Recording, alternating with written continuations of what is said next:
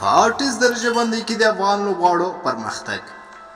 راشد خان د زمبابوې لوبډلې خلاف په یوه ټیسټ لوبه کې د 11 لوبغاړو په سوځولو سره د ټیسټ بالرانو په درجه بندۍ کې ریکارډ 12 مقام ته پورته شو.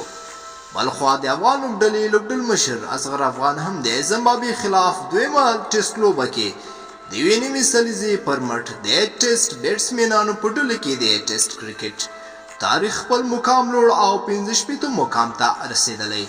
همدارنګه د غبرګې لومړۍ سلیزې په مټ تاریخ جوړونکی افغان بیټسمین حشمت الله شاهدي هم د ټیسټ لوبو کې خپل لوړ مقام ترلاسه کړی او د لومړي ځل لپاره یې د 100 بهترینه ټیسټ بیټسمینانو ډله کې ځای خپل کړی.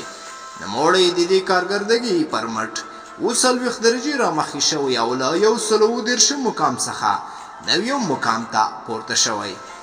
د افغان لوبغاړو د نورو بریاوو په هیله